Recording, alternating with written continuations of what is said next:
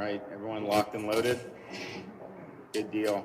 Well, good morning. It's great to be back here at the Tampa Firefighters Museum, and I'm very happy to be joined by our wonderful First Lady, as well as our Secretary of DCF, Siobhan Harris. Then we've also got a number of folks who've been involved in our topic here today. So I want to recognize Manny Guevara Ruiz. I want to recognize Lieutenant Jeremy Kohlhauer from the Pasco County Sheriff's Office, Dustin Hawkins, Director of Florida Firefighter Safety and Health Collaborative and a firefighter in Indian River County, and then Captain Rick Vila, Tampa Fire Rescue. We've had a strong focus on supporting first responders of all kind in the state of Florida, and we did, you go back last summer, there was a lot of attacks on law enforcement, and we never accepted that in the state of Florida. We stood by the men and women of law enforcement the entire time, while other areas were defunding law enforcement, slashing police forces. We were funding and then some, and we were happy to be able to do $1,000 bonuses to all sworn law enforcement firefighters and EMTs for this current year's budget. I'm also happy that we're going to be able to put that in again for next year's budget. And so as we get into 2022, as we get into the summer and fall of 2022, we'll have, hopefully, if we are successful in the legislature, which I think we will be, we'll have $1,000 bonuses to all fire rescue, EMT, and sworn law enforcement for the second year in a row. So we're showing that we are standing by folks who stand by us. Also, we've had great proposals for next legislative session that's going to have a huge impact in solidifying Florida as really the best place for being a first responder, particularly with law enforcement. If you're in some of these other jurisdictions and you're being treated very poorly, we're going to do a $5,000 signing bonus if you relocate to Florida. And that could be state agency, sheriff's department, police, you name it. And that's also true for people who are already in Florida but aren't already in the profession. If that's something that they choose to do, they will be eligible for that as well. We're going to do a 25% pay increase for all current state law enforcement personnel, which includes a lot of stuff from Florida Department of Law Enforcement, Highway Patrol. We even have some fire that are going to be getting increased pay as well. So we're happy about doing that, and I think that we've got a lot of great momentum, and it matters. And you look at the places that have not supported these folks, they have much more crime. I just saw a report that some of the New York banks are telling their employees, dress down when you're going into the office so you don't get mugged or something like that. I mean, what kind of a society is that? It's absolutely insane. So we've stood by folks, and the thing is, whenever there's something that happens, these are the folks that are standing by us, and we saw that tragically in June when we had the Surfside Towers collapse. You had folks that were there rescuing people immediately, and then we saw people, primarily initially the South Florida Task Force, but then all around the state converged to assist in the rescue and recovery efforts. And so that was very meaningful, and I know that they saved a lot of lives, particularly on that first night. But when you're doing this type of stuff, it's not easy. I can tell you firsthand from being on site at Surfside for 2 weeks straight, it seemed like we were there for a long time, and we didn't want to give up hope. It was a very difficult thing.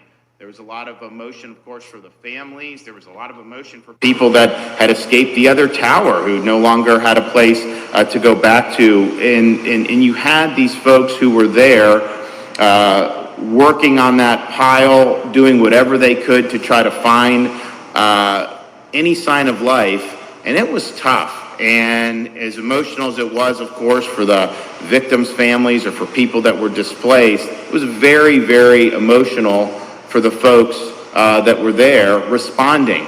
And it's not an easy thing. And they poured their heart and soul into that mission. And we see that in other aspects, too, of these jobs. It's not easy. It's difficult. And it causes, yes, There's physical burdens. You're putting yourself out at physical risk of stuff. I can tell you that in Surfside, the first day out there, it was obviously very traumatic to see the wreckage, but as you went another day or two in, the smoke and the fires that were happening, I mean, just standing 100 yards away, you're like, and you had these people that were in there the whole time. So there's clearly risk there, but it does take an emotional toll when you are having to do this type of work, the type of stuff that you're exposed to, the trials and tribulations of being involved as a first responder. So we recognize that in the state of Florida, and yes, we can offer support in terms of bonuses or pay or all that, and that's meaningful and people really appreciate it. But we also understand we need to have resources as people have challenges involving mental health resiliency. And the First Lady has really led the effort and led the way on that from the very beginning.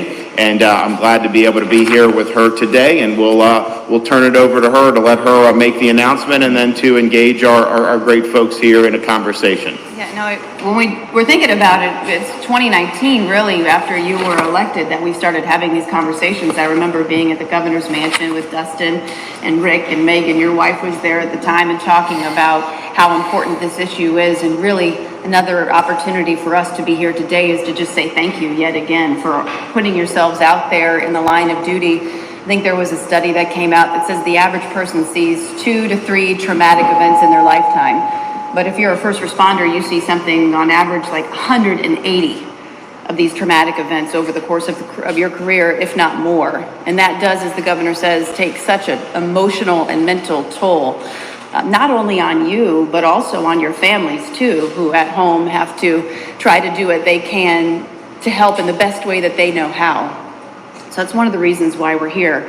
Another reason why we're here is a really disturbing study that we were reading, that more first responders lose their life to suicide than they do in the line of duty. And so that's why the governor said from the very beginning, we've been committed to making sure that you have the help that you need, and we're just going to build upon that. We did that with the $5 million towards the crisis counseling services through the 211 network. We're going to get into why that's so important because of that peer-to-peer component. Being a veteran, when you answer the phone and there's a veteran on the other end of the line, you have that connection that other people might not have, and it makes a world of difference. And you can talk to that, of course, Manny, in just a second. And then also one of the initiatives that I spearheaded was Hope for Healing. There are so many great resources out there, and they shouldn't be in a siloed approach. They shouldn't have the nonprofits over here and the private sector here and the government here. Hope for Healing really is, and it's really from the brainchild of the governor saying, I don't want you guys to work in silos. And I said, okay, great. How can we collaborate more to make sure that we're maximizing the resources, and we also have accountability for outcomes? And one of the ways that we've done, one of the many ways, is Hope for Healing, and that website is really an aggregator for first responders and others and students and teachers to be able to find the resources that they might need to help make a difference. So today we are very excited that we have money going towards first responders specifically for their resiliency and their mental health. And so the total of $12 million is going to be put forth through the Department of Children and Families, and it's going to go to the 6 DCF regions. And then from there, you'll be able to apply, and it'll be able to filter down locally, because we know what works in some areas might not work in another area, so localizing it. And again, the most important part of this is that you have the peer component. So just like we have at the Crisis Network, where you have a peer-to-peer with the veterans, it's so important, and I think Dustin can talk to this. If you don't have those lived experiences being out in the field and seeing one of those 180 traumas that a lot of you guys endure over the course of your careers, if you don't have the perspective, then it's hard to really break through. So we hope that this $12 million is going to be able to be used in a great way to be able to provide opportunities that might not have been there before. So we'll get into your perspectives and how I think this is a game changer for the state of Florida, and yet again shows that we just wrap our arms around the law enforcement and first responder community in so many ways. And again, this is just more than anything else, just to say thank you for your service. Thank you for what you do. At the governor's mansion, our kids love to hear the sounds of the firefighters and the fire trucks and the ambulances when they come by.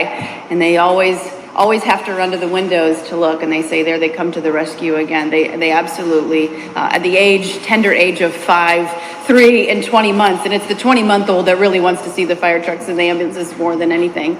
But they recognize what you guys are doing and putting yourselves out there for the benefit of all of us. So thank you. And with that, I'll let Secretary Harris talk a little bit more about how important it is for your agency to be doing this.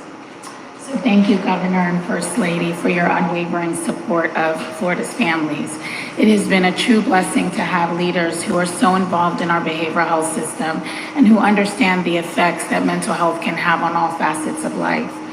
Part of our state's vision is to have a comprehensive behavioral health system of care that meets the needs of all who need services.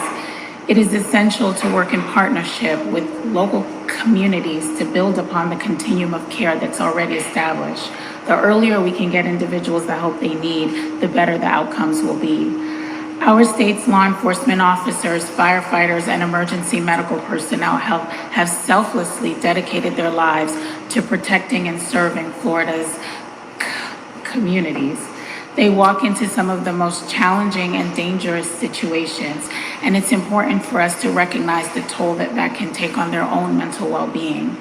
Many crisis intervention programs for first responders are created in response to a specific disaster or state of emergency. So we're so excited that this funding opportunity, because it focuses on building capacity to better meet the needs of first responders all year round. First responders are the heroes of our areas and should always have assistance and resources at their fingertips whenever needed.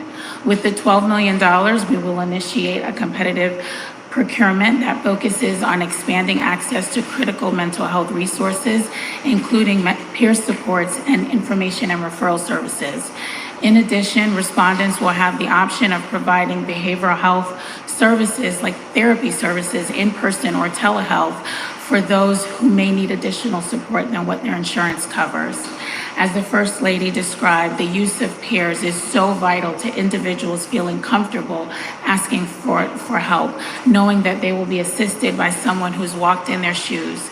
These peers will be specifically trained on how to conduct individualized screenings and assessments so that they can quickly link first responders and their families to needed supports.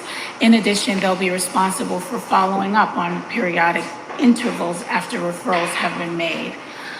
The procurement will also result in a creation of a standardized training and resource toolkit that will enable first responder agencies to offer training to their employees with a focus on prevention through improving mental well-being, stress management, and ways to effectively cope with trauma. By creating this robust toolkit, we hope to establish an online repository that includes customizable materials for first responder agencies to meet their local needs. The department received this funding from our federal partners and will use it to build upon existing programs tailored towards first responders, allowing organizations to serve more people or assist local areas with creating programs where none exist. We'll be releasing the procurement shortly and encourage interested organizations to apply. I want to end by thanking our first responders in this state. You truly are our heroes. Because of you, we feel safe in some of our most vulnerable moments. This initiative is just one of the many ways that the First Lady and the Governor continue to demonstrate their commitment to you all. So thank you. Nicole Howard, first of all, thank you for your service. You were at the Pasco County Sheriff's Office. Let's talk a little bit about the peer-to-peer component, because you were a little skeptical of it as first. Tell us your story and how it evolved into where you are today. So in 2013 and 2014, within about a 7-month period, I was involved in 2 shootings. Not a place where any law enforcement officer wants to be. But ultimately, in that situation, you have to address the issue. After the shooting, I was involved, able to become part of a debriefing. As part of that debriefing, I wasn't really interested in being a part of it. Ultimately sat through it, because I was told it would benefit myself as well as my coworkers. Sat through that and ultimately came out better on the other side of that debriefing. And that debriefing was done by peers in our community that understand what I do. And so as a result of that, I joined our regional peer support team, our critical incident stress management team, which is actually ran through a 501c. And so someone had the forethought of of mental health and resiliency years ago and created this 501c. And so we joined that team. We started our own critical incident stress management team within our sheriff's office, and then recently added a peer support team. So it's very important that coworkers are able to understand and take care of each other, but also understand that they need higher level resources, because I can't solve everyone's problems. One resource that works for me, the debriefing itself worked for me, may not be okay and work for somebody else. So there has to be multiple resources. There has to be education on the front end. There has to be education on the back end. You do this job for 25, 30 years. At the end of 25, 30 years, how do you transition back into quote unquote civilian life where you're not on the edge, where you're not having to watch what's going on around you, where you're not waking up in the middle of the night frantic because you're expecting a call or expecting a call out. How do you go through that? How do you navigate that system? And so starting early on in the academy and then all the way through retirement, I think this program will be very beneficial to all of our members. And the training on top of it is just so important. Yeah. Training continually throughout their careers. Yeah. Thank you. Manny, first of all, thank you for your service too in the United States Army. We appreciate your tours overseas, I think 2 tours. You also are one of the veterans over at the Tampa Crisis Center. And for people who don't know, you're on the front lines picking up the phone calls. If someone identifies themselves as a veteran, they get passed off to you if they are in some way thinking that they might take their own lives or are having a crisis. So talk about what that's like for you to be able to be there and why your shared and lived experiences make such a difference in the eyes of the person on the other end of the phone. First off, thank you very much for being that government that considers and understands the power of mental wellness. I had a good speech put together, but receiving these news kind of blanked me. But I'll tell you a little bit about what you just said. So yes, as you mentioned, I am a combat veteran. Separating from the military back in 2006, I believe it was, yes. I found myself seeking the help of anything.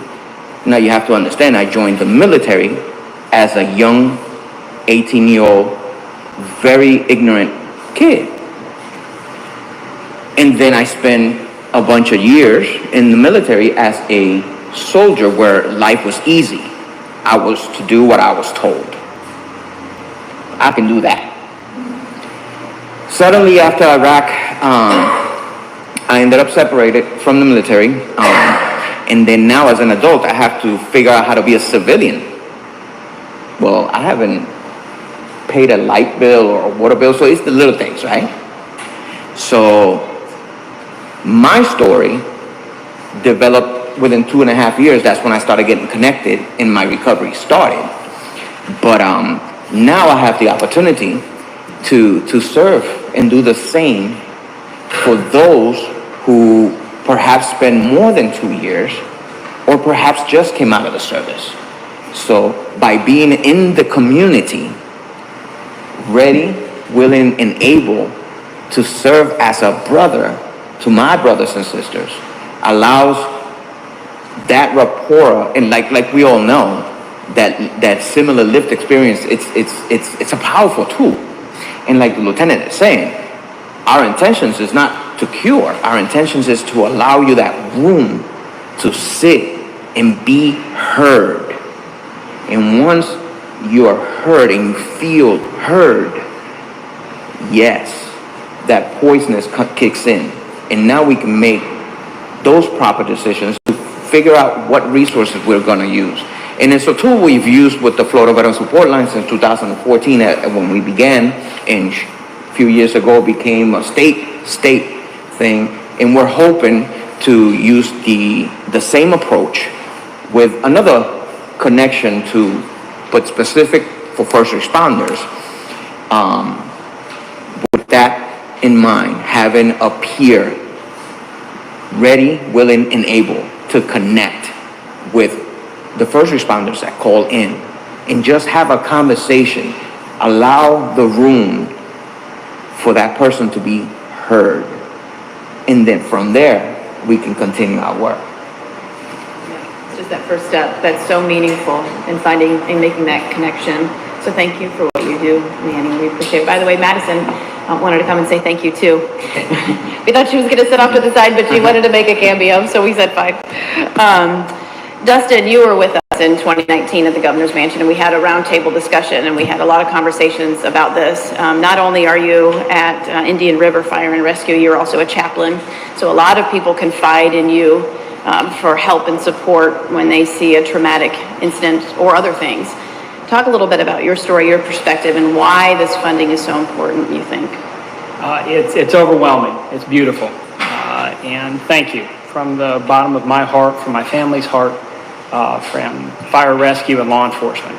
Coming from a law enforcement family to talk about feelings and emotions is a challenge at times.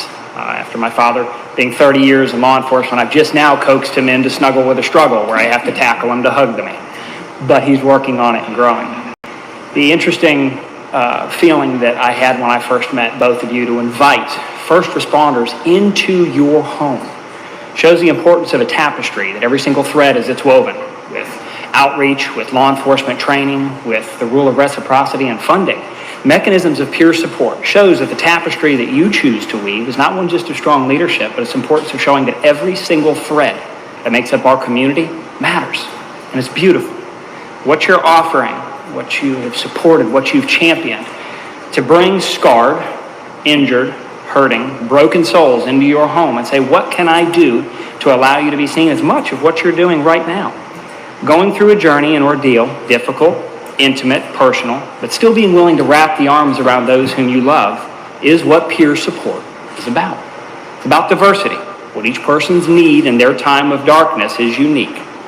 Now, coming from the fire service, we're not talking about feelings after 20 years and being a company officer in Indian River County Fire Rescue and a chaplain, to have the struggle of suicidal ideation creep in on a daily basis, struggles with addiction, and ultimately injury that we sustain from the job. As most of the firefighters know in the room, I'm a hit at pool parties when my shirt comes off, not because of my slim figure, but because of the scars that I carry from my job. Fortunately, the sense of humor and gallows humor I've developed is an offset and a survival skill. First responders have a talent, a gift of it. Offensive at times, but it's a survival mechanism. Why? Because our worldviews have adapted. Every time the tones go off, our worldview, the way we interact, changes. It mutates. What you are doing, what you started to do 2 years ago when you invited us in our homes, what this opportunity affords is growth. It shows us that we do not go at this alone. I was taught very early on the power of peer support. After being burned in Indian River County on a fireboat, watching my crew, having to watch me burn alive with nothing that they could do, going through the painful recovery process of thinking that no one else would understand what I am supposed to fix and have the answer for everything. But I cannot stop seeing people that I've put in body bags, kids, families that I've scraped off the roadway and zipped up and gone back to my home and acted as if I was normal. No one will understand this. Once a person feels alone and isolated, they find darkness. Once they lose the imagination that tomorrow has an opportunity for healing, it's a dangerous place to try and survive. Suicide in the first responder world, and veterans, law enforcement, even our nurses and ED staff working through the pandemic over the past 2 years. When you feel truly hopeless and suicide becomes the option, the solution of peace, I can tell you from personal experience, from working with thousands of firefighters across the state, it is not a sign of weakness. It is the overwhelming, most difficult thing to override as a human being is to take your own life. First responders, having another brother or sister that sits beside them and teaches them rule of reciprocity and love, much as you did when you invited us into your home. You saw a problem, sought a solution, and set forth a plan. First responders and peer support could save a life. Previously, we thought that we would judge one another. Heck, for a law enforcement officer to say, I'm struggling with the effects of the job, the first thing they would think is they would lose their badge and their gun.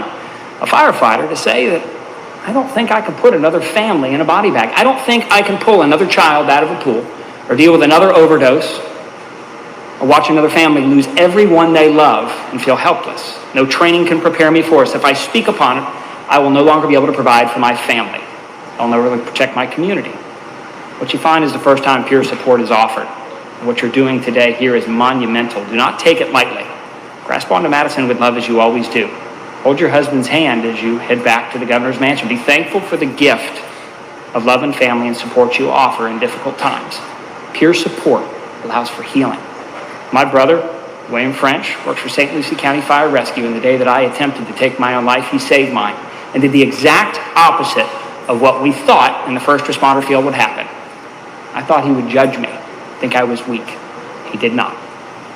He held my hand, walked side by side, and showed us what culturally competent care, what clinicians, when they get us and understand us, when they're accessible in our time of need, peer providers that I can reach statewide at any point, at any time. It saves a life. So thank you for being a part of a solution.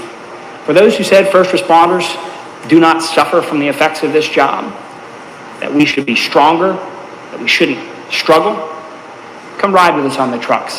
Thank an officer for their service. Thank a veteran for the ability to salute the flag. More importantly, thank leadership, such as yourself, for being part of the reason that we are lessening the impacts of the human ordeal. And you are part today, in every organization that will apply for these grants under DCF. To have the opportunity for diversity to save a life is going to be the reason we have one less folded flag on a casket in the coming days. And it's humbling. So I get back on that fire truck with pride, knowing that we have leadership that sees us. You took time to thank every first responder, and you set an example, much like you set an example with your daughter now, the importance of love. You're giving the opportunity for peer support to show the ultimate gift of love, and I'm humbled, I'm thankful, and I look forward to all of the organizations that are going to have the opportunity to apply to this, to allow peer support to actually, the alarms go off in our first responders' life to have the ability to answer it. So thank you comes with the ultimate gift of love. We should thank you for everything that you've done, and that was eloquent, and we appreciate your service and everything that you do to save lives. And then Rick, we know you were there at the governor's mansion too, along with your wife, Megan, who unfortunately couldn't be here today. But both of you are on the front lines, no pun intended, both with your service, but also with this initiative, because this really hits home to you. Yeah, a little backstory, I guess, back in, I believe, September of 2017, my brother-in-law, my wife's brother, retired Tampa Fire Rescue for, I believe, close to 30 years, committed suicide. November of that same year, she started just Googling and researching everything about PTSD, and somehow stumbled across the bill. I believe it was Senator Book and Representative Wilhite that had put together, and she went to Tallahassee every single session, and ultimately Governor Scott sat right there and signed the bill into law. And then Governor and First Lady took office, and then you invited us to the round table. I believe it was in 2019. I know mental health is very important to my wife and I because of what happened to her brother, my brother-in-law, and the fact that she has a younger brother on the job. We have 3 nephews on the job. Stevie's son's actually on the job. He's got, I believe, 3 years now. And then just our children are young, and some of them expressed interest in becoming firefighters in the future. So I appreciate everything that you guys are doing for us. I know I was down there at Surfside, and I've been on Florida Task Force 3 for over 20 years.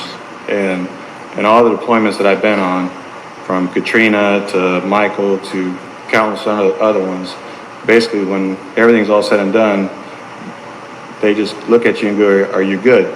And typically the firefighter in you goes, "I'm good," and you go home.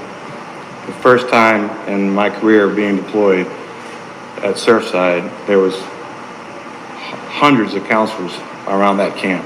I mean, I've never seen so much of a outreach to us first responders. I mean, they were putting their hand on your shoulder, hugging you, whatever they could do. They would hand you a bottle of water, whatever they could do. I've never seen so much, I guess, care for us in my entire career. I've been on 25 years, and the first 20 years of my career was basically the suck it up, get on the truck mentality. And it wasn't until I guess the last 4 or 5 years where it's becoming more appreciated, more known, and I thank you for that. Like he said, that's some of the things that we do as firefighters is we just internalize and we talk about it at the fire station, and unfortunately some of us cope poorly on our days off, which it's fantastic for all these different organizations coming out to support us. So thank you for that. Thank you for what you did, and thank you for your service at Surfside. So hopefully, you'll see more of that. You'll see more people coming to greet you, at tragic events with an arm wrapped around you, a bottle of water. It might seem small, maybe to some people's eyes, but I'm sure it's a big deal for you guys, just the recognition of it. And I know more people would be doing that if they knew. And so half the battle is letting people know that it's a big deal.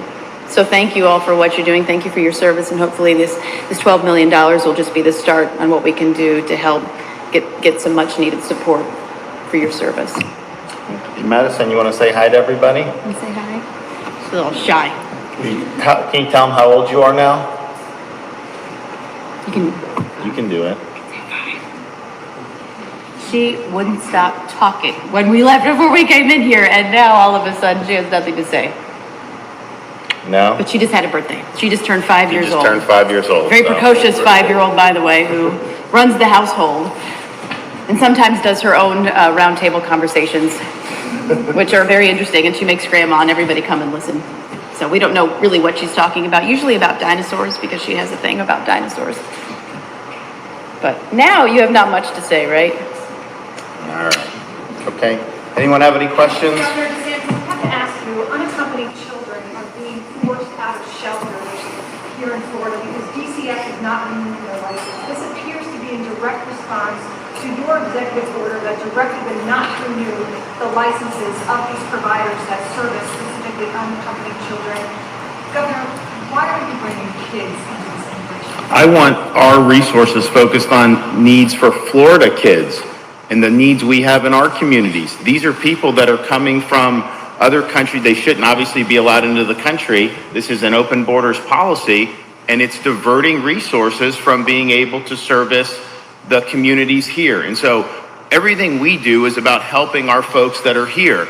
And when they're bringing people in the middle of the night from the southern border into like Jacksonville, that's not what we're looking to do in the state of Florida.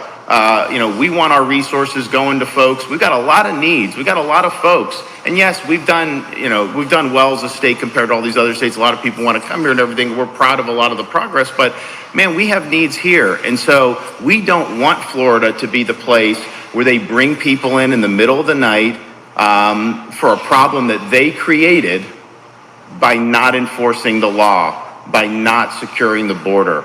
And it's been a disastrous policy, and we want all those resources focused on Florida kids and American kids. We don't want to be the place where those kids are being put to the back of the line because Biden is airlifting people in from the southern border. But these are shelters. Okay, I've answered your question, thanks. So you're the governor who turns it Yes, down? ma'am. So, Governor, as you're talking about right now, there has been a spike in human smuggling, and the latest data from the bipartisan advocacy group says that 42% of our agriculture workers are undocumented. So my question for you is, one, how much do you rely on undocumented workers, and can we realistically fill these jobs without undocumented workers? I think everybody should be lawful in terms of employment.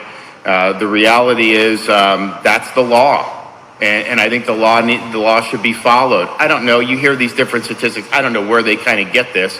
But I think people need to be here lawfully. And I think we want to make sure that Americans are first in line for a lot of these jobs. Now, there's different demand in different segments of the economy. I get that. But at the end of the day, I believe in a legal workforce. I think that's the best policy for the state of Florida, for the United States of America, and it will also, again, make sure that our key resources, public safety, education, healthcare, all those things are really focusing on the folks, that are Florida residents and Florida citizens. Secretary Harris, can you talk to us? It's the first time in the Bay Area since we have a new agency in charge of our local child welfare. A lot of foster parents are worried it will be more of the same. It will be just like Eckerd with this new agency. How do you help them rest easier about the children they're taking care of? Thank you for that question. We are really excited and remember that was selected to serve as our lead agency. We think that they have a proven track record of high performance as it relates to child welfare services. And one of the priorities that we focus on is community engagement. So we really focus on hearing from foster parents, from those who are in the field, or case managers, et cetera, because we really want to build a new day and have things be better and different than the experiences that those who are being served and who've been working in this field have experienced in the past. You mentioned rebuilding. What has to be rebuilt? Making sure that we have stronger front-end processes to ensure that we are keeping families intact whenever possible, and we are only removing when necessary, as well as getting kids out of our foster care system and finding permanency as quickly as possible. The final thing I'll say, we got to run. I got a daughter, but if you look at the jobs report today throughout for the country, it's like 200,000. I think it was less than 50% of what was forecast. I think there's a reason for that. I mean, I think there's a couple reasons for it. I mean, one of them, we do have inflationary policies which are harmful to businesses and into individuals, and we're seeing that in family budgets with groceries and gasoline and the whole 9 yards. But you also have an administration, they're trying to impose more restrictions with respect to the COVID.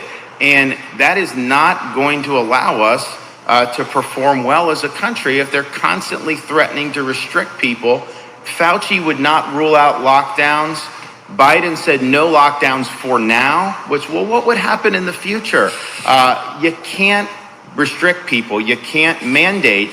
And as long as they're stuck in that morass, you're going to continue to have economic performance that is going to be subpar. And then contrast that with Florida, where we have been the engine and we have been pulling way above punching way above our weight because people know you're going to be able to go to work. Your kids are going to be able to go to school. Businesses are going to be able to operate. Everyone knows that, and they know that that's what is going to happen. And so this is lackluster. I hope that you'll see turnaround in the more recent months coming up. But I think that this is a function of some of these policy choices that are being made out of Washington, and those are not working out for the American people. So let's let people make their own decisions. Let's make sure we get as many people back to work as possible. And let's just send the signal that things like lockdowns and all these other things, those should not even be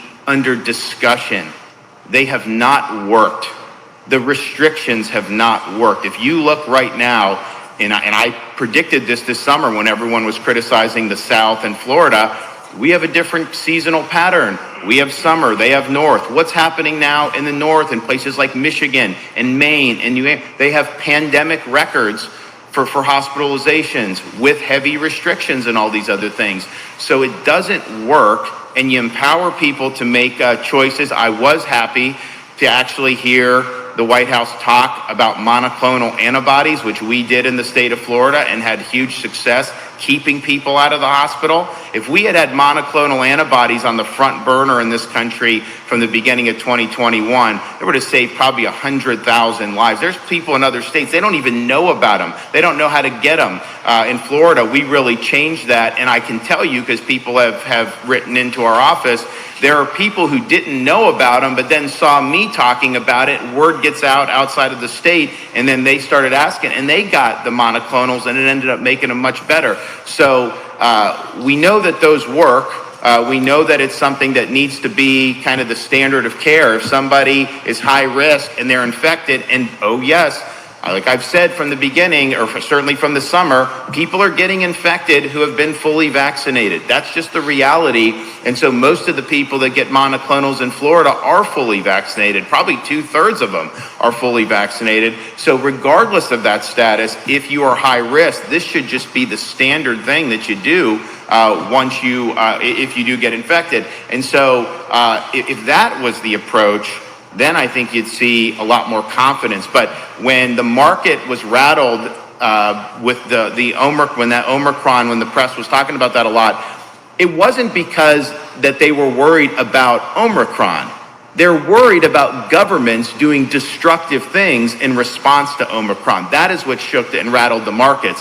That is what people were concerned about, the destruction that happens with these heavy-handed failed policies that we've seen over and over again, and that people like Fauci will continue to parrot and will never admit that they have been ineffective. So we're gonna hold the fort here in Florida.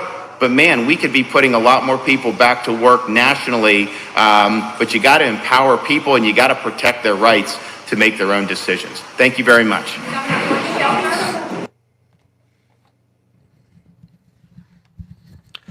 The governor's a smart man there. And these reporters, I'll tell you what, even with a child in the room and with the topic having been pre-announced to be mental health and helping first responders and supporting Florida, they still tried to do the gotcha game in front of a 5-year-old. Instead of asking, and there are some good questions that need asking, he shut it down. He absolutely shut it down, and did what he does well. That little spot there at the end is basically what's referred to as a filibuster. And this is where his training comes into play. As a trained JAG officer and a lawyer, he saw exactly what was coming, and he stepped in to mitigate this liberal nonsense because he knew what they had planned. And that's why he said, look, we got to go. And it's that you would do that in front of a child, that these reporters would try to pull this in front of the man's child. This wasn't from the state house. This was set up at a firefighter's place to talk about paramedics and mental health, his wife's initiative, Resiliency Florida. They've always got to pull this kind of stuff out, and I didn't pull it up, but let's see if it's still there real quick. Yep. Here you go. You ready for this, guys? Headline. CNN. DeSantis proposes new civilian military force. That is the number one thing CNN is concerned about right now. Think about that for just a minute. CNN on its national website, the number one thing they are concerned about is Florida's Republican governor wants to reestablish a World War II era military force that he, not the Pentagon, would control. See, that's the real key. They want their control. And boy, oh boy, if they don't have it, that's going to be a problem. 13 million armed Floridians. You see, and here's the key. Here's the key to this. What a lot of people don't get. Exactly. Removing power from D.C., Sonia. Exactly right. What's happening here is there's already a militia. All the governor is proposing is a little bit more organization of it. That's all the governor's proposing, calling it the Florida State Guard. There are more guns in Florida than there are in Texas, and Texas has 12 million more people. That's fact. There are more gun owners and guns in Florida and carry licenses in Florida than there are in Texas, and Texas has about 13 million more people. To give you an idea of what's going on there, but on another topic, pardon me, sorry about that. I should have hit the cough button. Florida Maquis Alpha Site. They have clearly now put 2 and 2 together that this is tied to my other site, and they started to turn down the numbers because, as you can see, there's only been, I think, at max 12 people, and now we're at about 9, whereas yesterday, with the inaugural live event at the Florida Maquis Alpha Site, since I'm in YouTube jail until, next Wednesday or something like that. Tuesday, maybe. I forget which day it is. They clearly didn't like the fact that it got as many views as it did, that had so many people engaged with it. So they decided today, I went live and I couldn't believe the numbers. I thought I had the settings wrong. I thought I had forgotten to make the video, the live event, public. Well, I was setting it up and I went back and it was public, and 1 or 2 people showed up and commented, so I knew it was getting, it was out there. But, even with 1,760 subscribers, which isn't huge, 10 people. 10 people, including my monitor as Florida Maquis monitoring. So really even less than that. So anyway, that's why it's so critical, guys. It's absolutely critical that I know you guys have a life, and I know you guys have all sorts of things going on. You have families and you have other things you got going on, but humbly, if you could, take time at least once a day, if you could, to share a link. Go to an old Antarctica video and share it on your Facebook, or go to an old Venezuela video or a map video or any other video, Governor, one of our lives, and just go share it. Just a random one, any one of them. And just go say, okay, I'm going to do this today for the Florida Maquis. I'm going to go share this. Because doing that is actually, even more beneficial than those who've signed up at Patreon, which also helps. But when you can take content and you can make it move from place to place to place to place to place, from server to server to server to server, that actually does a lot more. You see, that's the thing, Andrew. It's Florida needs to start their own platform. It would then only apply to Florida. And unfortunately, the vast majority of my audience is not Floridians. I have audience in Canada. I have audience in Australia, New Zealand. I have audience in South America, in Europe, all over the place. And that's the one thing you can't really replace with YouTube. All these private platforms combined, BitChute and Odyssey and Rumble and all of them, you could take all of their reach combined, and they wouldn't even reach a fraction of what YouTube does. It's a tough thing. It really is to say that, well, go do this, go do that, go. Those who have tried have realized, holy cow. Perfect example. With Patriot Nurse. Patriot Nurse on YouTube has 472,000 subscribers. On Patreon, 1,600 people have stepped up. Of 472,000. To do the math on that, 47,000 would be 10% of that. 4,700 would be 1%. So it's a third. It's like 0.3 of her whole audience on YouTube. 0.3 actually have gone to her Patreon and engaged. And with mine, it's like, and that's the crazy thing. And that shows you how great the Maquis are. At my Patreon, I have my main channel has 130,000 subs. I have 2,000 people. I have 400 more people at my site than she has at hers. And my channel, on my main channel, is a third the size of hers. So it's really incredible how great the Maquis are, and that's why I bother to ask, because you guys are one of the most sought after audiences across all advertisers. and it shows in my demographics. They have a thing called CPM rate. The audience that watches the Florida Maquis main channel is the most expensive audience to put your ads in front of. Meaning, if you wanted to go sell something and you wanted to go put ads on YouTube and you had to go pick what channels you wanted to run ads on, one of the highest would be the Florida Maquis. Even though it's not a big channel, even though it doesn't have millions and millions of subscribers, you guys are the most sought after audience for a lot of reasons.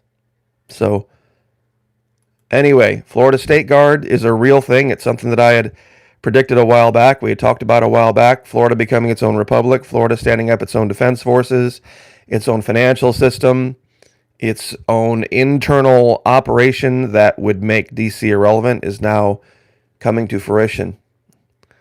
And I don't even know if I should cover this or not on this channel, but you know what? I might as well.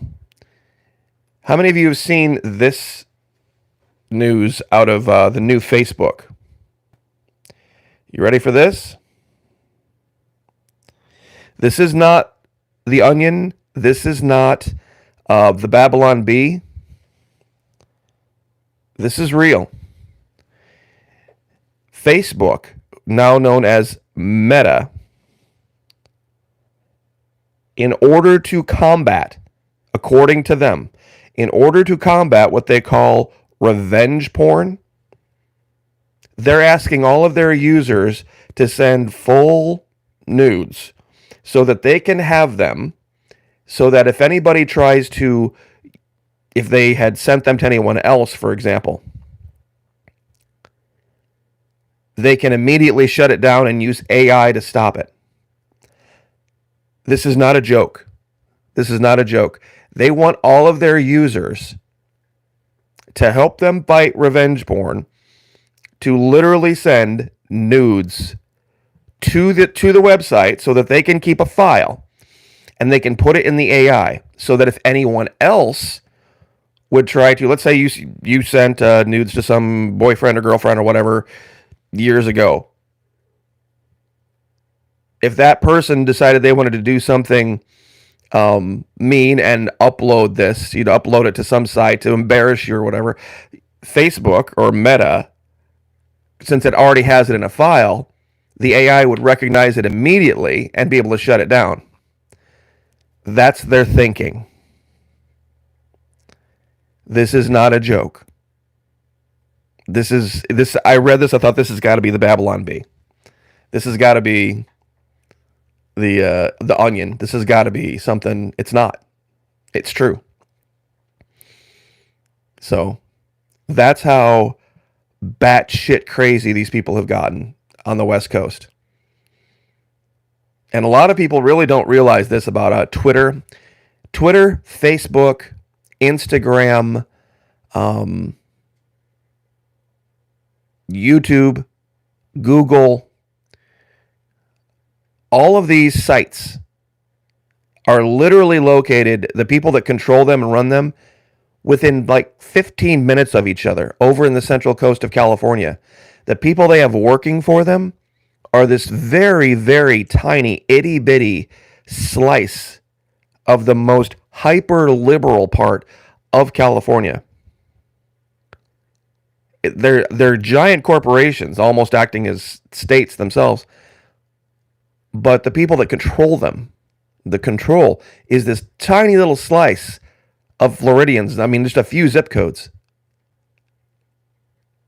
Which, once you realize what's going on there, and the thinking of these people, and that they just surround themselves with a bunch of yes men and yes women, once you get into that psychology, you can get them. You can get them, no lie. And it's about as diametrically opposed to the culture of Florida as you can possibly get. So, anyway, sitting here in 7-day exile because of course, the Lubbock issue we talked about yesterday. But make no mistake, the governor's going to keep his foot on the accelerator, and even even those on the West Coast right now are scratching their heads at the complete ineptitude of Washington, D.C. They really thought they were getting Barack Obama 2.0. And it's just the vice president's team is collapsing and falling apart with the polling data that they're getting and the information they're getting. They might not win a single race in 2022. And I don't think that's overstating the case. The Democrats, the liberals, might not win one single race in 2022. Meaning there could be a shift in the House of Representatives unlike we've seen this century. Even areas that were classically liberal, like, for example, Dade County in Florida, up in Gainesville, over on the Panhandle, there's some blue areas. Jacksonville. And across this country, you might see things. I think the thing with Youngkin in Virginia was the canary in the coal mine. I really do. Because I think that's just beginning. I really do, because it's to see their fear, to see their hopelessness, to see them having literally given up, and how harsh things are getting over on Twitter. They're now, the new terms of service that's out, that's been talked about. Jennifer, Veterans for Truth, Jennifer LaFontaine, did a video on this, on the new terms of service and what they're doing, and the things you can and can't talk about. They're losing their grip. See, they're tightening their grip and things are going through their fingers. They didn't realize how wildly unpopular they were. And how their anger and their petulance and their stubbornness and, the whole Joy Reid, Joy Behar type of attitude, looking down your nose and pointing fingers at the unvaxxed and all this kind of crap. They didn't realize how bad that was playing amongst their own people. That they thought that the people that voted them into power recently thought they were getting reasonable when really they were getting insanely unreasonable. So, given the choice, and I'm going to look more into this, but it could very well be that we might see in 2022 a return of Trump, not to the White House, but to the Speaker of the House of Representatives. And that's a position that is just, it can be anyone. You don't have to be an elected member of the House of Representatives to be elected Speaker of the House of Representatives. I looked into this, and that's actually the case. It does not have to be someone who's already serving in the House. So with a wild swing over to the right, you could see Trump return to the number 3 position in the country. Because I do believe that's how it goes. It's president, vice president, Speaker of the House, and then I believe after that it's a list of appointed Secretary of State, Secretary of Defense, something like that. I'm not exactly sure, but I know Speaker's number 3. I think that would be and welcome, Gate Smasher. Thanks for being here. We're just about ready to get out of here, actually. So it's going to be a wild year. It's going to be 2022 is going to be a wild year. So anyway, keep your eyes on the new Free Republic of Florida. Things are happening. This border, somebody had mentioned that they were looking at real estate prices in Jacksonville or in Florida. Let's see, who was it? Andrew? Was it you that was saying that you were looking at housing and real estate in Florida? It is getting salty. It is getting almost for what you can find. I know there's a lot of folks buying stuff down here sight unseen. There are folks down here that are just buying the property sight unseen, and they come down, and if it's livable, okay. If it's not livable, then they'll rent something and they'll get whatever fixed. But they just want to get down here, have a residence, get a Florida ID, and become a resident of the state. And that's the goal now. Just to become a non-resident of anywhere else. Let's put it that way. People are clamoring to get here just to not be a resident of anywhere else and get that Florida ID in their pocket. So, and one thing that might be coming, and I know I've been blabbering on here forever, that the reason they might be doing it is because with all of the financial shortfall in the rest of the country, you got to wonder if other states are planning on either raising their state taxes or instituting state taxes. And that's not going to happen in Florida. But some of these states that are like really in bad shape, they're trying to figure out how to get revenue. And instead of doing the right and sane thing by encouraging business and creating pro-business policies, they're just going to try to tax more, exacerbating the issues. And so I'm really wondering if that's the case. So anyway, but I will leave it there. Let you guys go have your day. Once again, another fantastic live event with the governor and his wife. God bless you guys. Have a great weekend. Last night we watched the Saints get crushed by the Cowboys. So tonight, Lord willing, we will be over on Twitch, and I haven't decided what new game we're going to play yet. But I will be there for those of you who want to watch or have questions. So anyway, yeah, twitch.tv/Florida Maki, just like you would think. So anyway, we will see you guys later. Take care.